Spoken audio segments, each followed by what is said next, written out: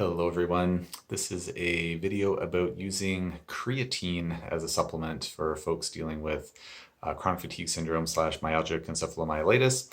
As per usual, nothing that I discuss in the video should be construed as medical advice. This is for informational purposes only. If you need medical advice, please talk to your healthcare provider about getting that advice. So someone posted a question on one of my other videos, which I've partially cut off by my phone placement. So let's just move that.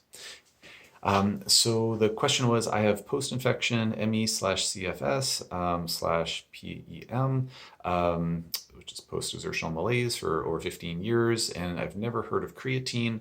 Can you elaborate on how you discovered it and why it works with your patients? Thank you for your videos. So you're welcome. I definitely didn't discover creatine. Creatine is something that I heard about for years and years. It's something that's used for by bodybuilders or folks who are trying to put on more muscle mass. So I've known about it in that context for a long time. But in terms of using creatine for general health promotion or symptom management rather in folks who are dealing with complex chronic illness, creatine's really important for cellular energy mechanisms. It's actually a fallback tool that our cells use when they're not able to produce enough ATP, i.e. cellular energy, through typical routes. So if the body needs more energy, but it's run out of ATP, it starts switching into this other mode of energy production called glycolysis, which makes way less cellular energy per capita than when we're making ATP through our mitochondria using in the presence of oxygen. And unfortunately, through that glycolysis process, it makes lactic acid, which is why persons say lifting weights or they're running and they're getting to the last rep, or they're starting to get really tired from running and their legs start to feel heavy, that starts burning, or doing the bicep curls, the bicep starts getting heavy or burning. That's the lactic acid building up. It's literally acid building up in the tissue, so it's not a sustainable mechanism. So at kind of the junction point between which the body switches from, okay, we have enough oxygen to make energy in the most efficient way without lactic acid as a byproduct, and then on the other side of the junction is, okay, not enough oxygen, we need to make energy through glycolysis, we're going to have this lactic acid building up, this is not going to be sustainable. Right at that junction point is when the body's going to say, hey, do we have any creatine? Before we have to start defaulting to that glycolysis, making all that lactic acid, the body can use creatine as an energy source. So creatine is used as the energy source, and then it gets broken down into something called creatinine. So if you're listening to this thinking like, I've heard of creatine or something in my blood before, well, it's creatinine, this breakdown product of creatine, and that's a surrogate marker for kidney function.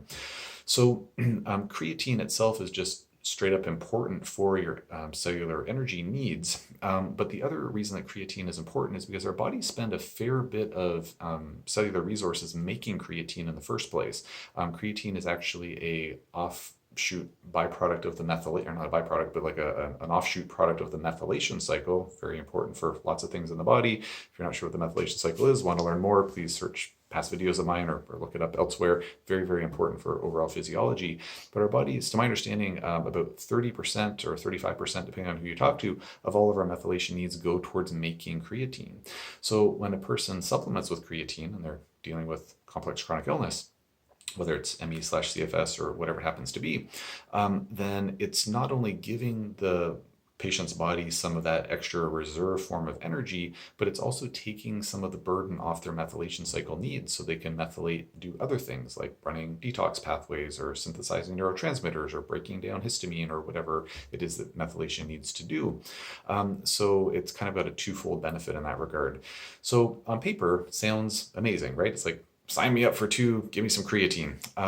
In clinical practice, I've found that creatine, by and large, has about a 30-ish% success rate in terms of helping. And of those 30% of folks who benefit from it, it varies to the extent to which they benefit. Some folks might feel that there's an overall 10 or 15% benefit from it. Some folks might find that there's a massive benefit from it. Like many things in life, it's kind of that bell-shaped curve. And so, on average of those, say 30% of patients who benefit from it, the benefit's probably going to be in the realm of maybe like 25 to 30% benefit, primarily around energy levels, which could include, physical strength and stamina, could include brain fog not being as bad.